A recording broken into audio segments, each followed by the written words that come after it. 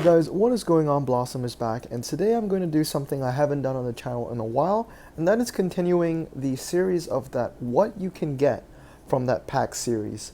The pack in question today is the USA 2000s carbon fiber, and I don't think I've done a review on this pack before. In fact, I've already checked. I haven't. I have done a German 2000s carbon fiber, but I haven't done a USA.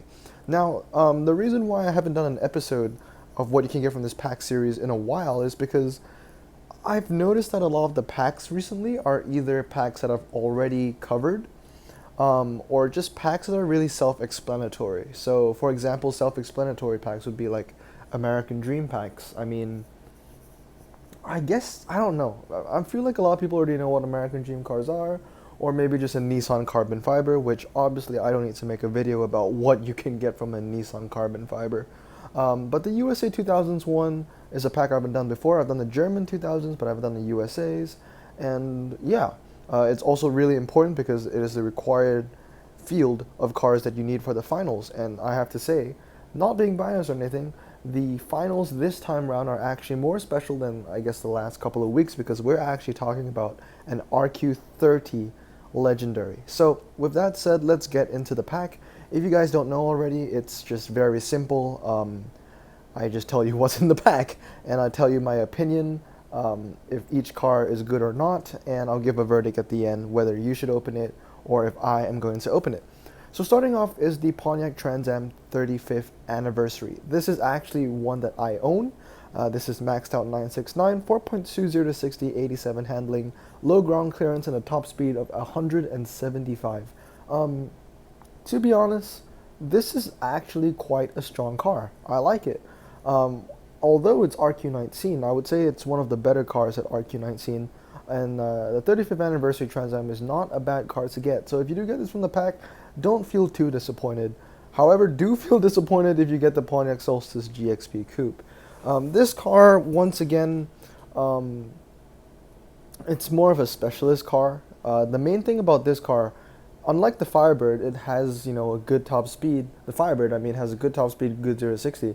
The Solstice, however, doesn't have that. Its strengths is the handling. However, you can just get the Lotus 135, which is still a better car. So not a great car. Moving on is the Hummer H3. This was the prize car, Tier 1 prize car, in fact, for the pre-eliminations for the M4 GTS, I'm pretty sure. And then it was the Tier 2 prize car for the pre-eliminations for the Roof CTR3 Club Sport. And I do have one of these. I'm probably going to max it out just because not only it will be useful in the finals, but it's also really useful for off-road events as well as off-road events in clubs. And that is because it has, first of all, that four-wheel drive off-road capability, as well as a low RQ limit of 19. This is where RQ19 actually may come in handy. This Hummer H3 is actually pretty good. Moving on is the Ford Mustang. This is also a car I have maxed out. Wish I showed you my own. I have it 969, and basically the stats is 4.20 to 60 and a handling of 87. Also, it has medium ground clearance. So to be completely honest, this car is not bad. I guess you could call me biased because I do love my American cars, but at the same time, you can say I'm a pretty good source because I know my American cars really well. This is a pretty good car. Medium ground clearance, 87 handling, as well as the same 0 to 60 as the Pontiac Firebird with medium ground clearance. It's pretty good. This Ford Mustang is pretty good. Moving on is the Dodge SRT4. Once again, I can only speak good things about this. It's a great car for clubs because there are a lot of front-wheel drive or four-wheel drive events. And the 0 to 60 on this car is, well, it's strong. 4.40 to 60 and a top speed of 153 is really not bad. However, if you're not an American car collector, then basically every car I've listed so far is fused, besides that Ford Mustang and the Hummer H3. Those two cars are actually pretty good. Moving on is the Chrysler Crossfire SRT6. Now this one I have nothing good to say. It's not a very good car, so let's move on. You can get the Chevrolet Cobalt SSSC. Has decent MRA, medium ground clearance, and decent grip. Moving on now is the RQ20 cars and above. So we looked at all the RQ19 cars, and I have to be completely honest with you, at least from how I see things, the Crossfire is probably the worst car you can get. Everything else is not that bad. But moving on to RQ20, we start off with the Dodge Magnum SRT8. This one is pretty much a little bit of a disappointment.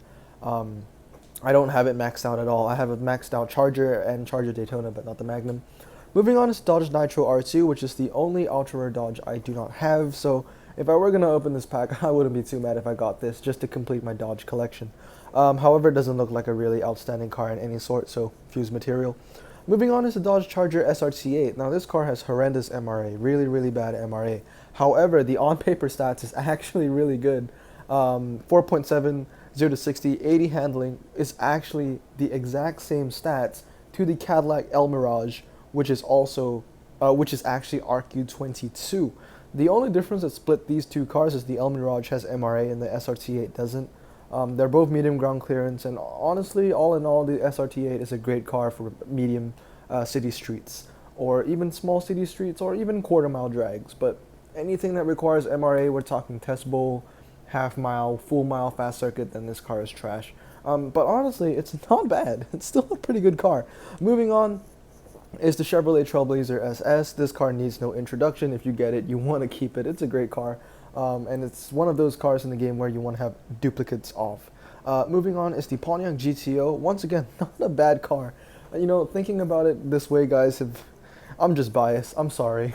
Don't take my opinion too seriously. Only when I say this car is seriously good, then take my opinion seriously, which is basically the Trailblazer and the Mustang. But yeah, the Pontiac GTO, I mean, honestly, I have this car maxed out too. I don't think it's bad.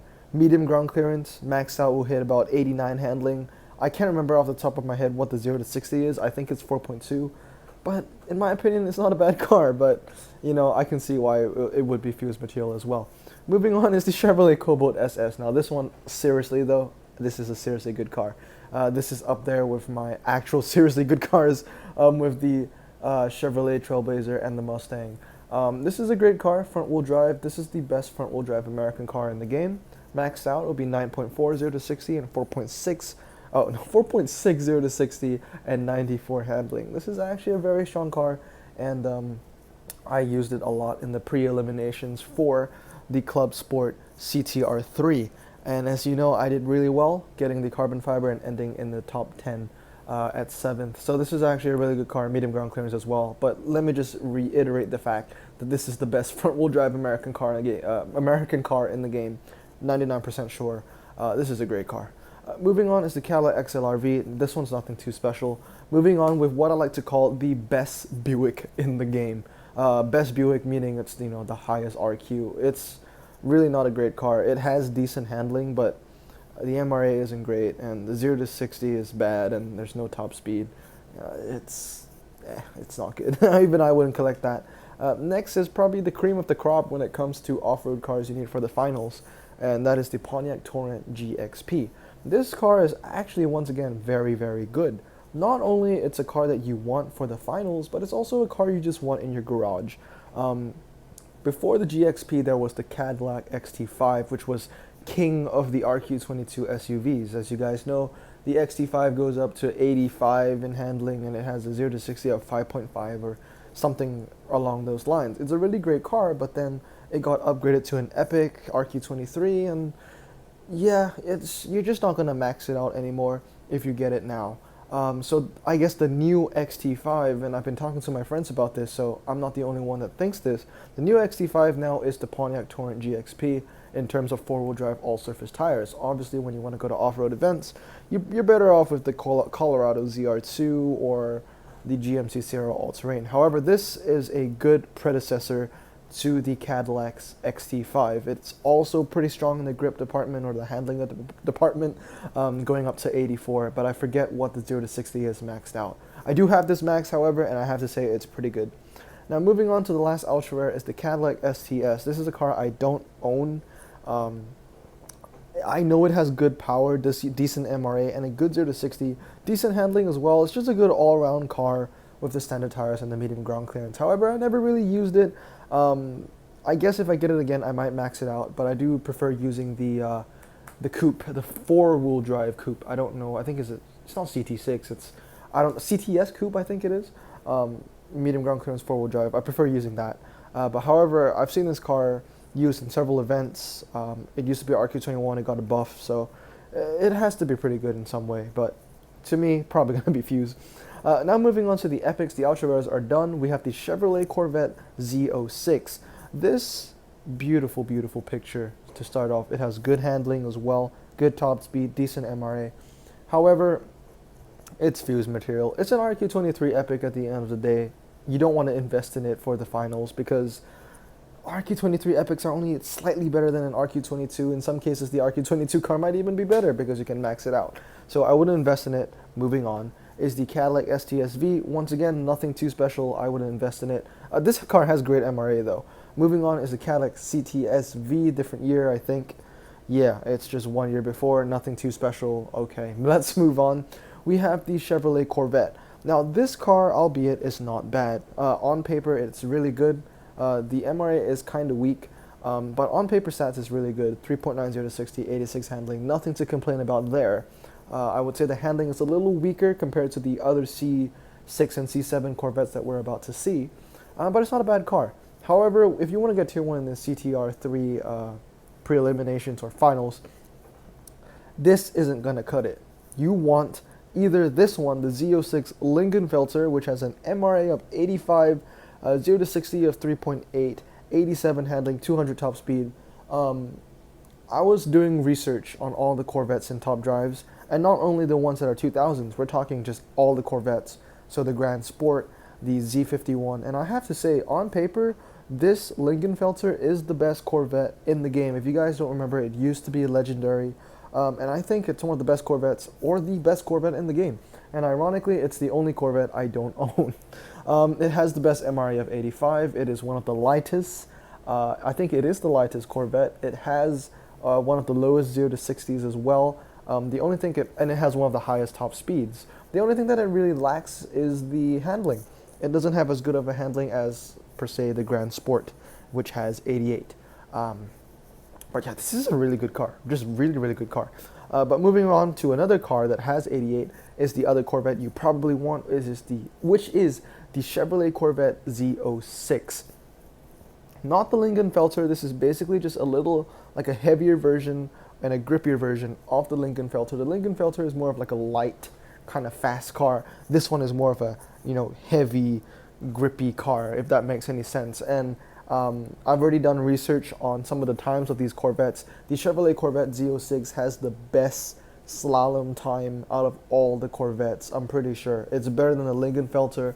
It's better than my maxed out Grand Sport because I've tested it. And my Grand Sport is 699. This car is actually really, really good.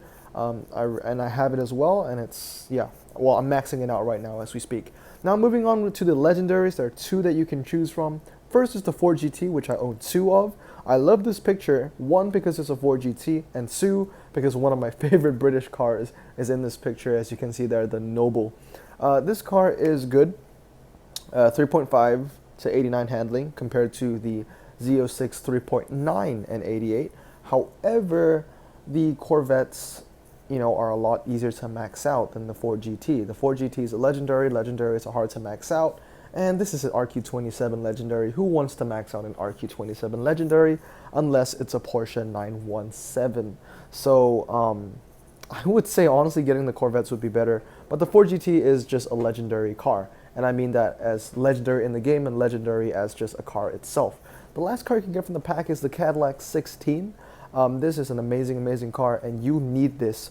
You need this car for the finals because there are some mixed tracks, some rainy tracks, and this car has standard tires and it has amazing MRA. We're talking better MRA than a Porsche GT2 and better MRA than the Charger Hellcat and the Challenger Hellcat and the roof compressor. This car has as good of an MRA as many roofs in the game at 105. Low top speed. Wait, sorry, what? Low 0 to 60 and a high top speed as well. Very, very good car this. So I would really recommend it, and I'm really happy to have one of these as well. So I'm just going to go through all the cars right now, and then I'll tell you my opinions afterwards.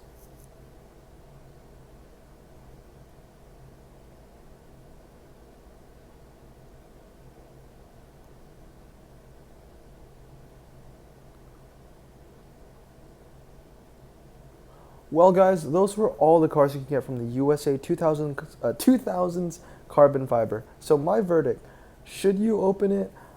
Personally, I am going to open some of these. I might open 2 or 3. Should you open it? Honestly, if you're not a fan of American cars or you don't think you have a good shot at the finals, then I would say refrain. However, if you think you have a good shot or you just like American cars, these are some pretty good American cars to add to the American collection in top drives. Like I said earlier, there are some really strong cars here with medium ground clearance, and some of them have really good grip or handling as well. But yeah, best cars I would say to get from this pack would either be the Hummer H3, the Pontiac Torrent GXP, both the RQ26 Corvettes, and the Cadillac 16, with the 4GT just falling short. Anyway, hope you guys enjoyed this video. Let me know what you think in the comments below. I would love to know what you think. Anyway, hope you guys have a great day, and I'll see you all next time. Make sure to subscribe and blossom out.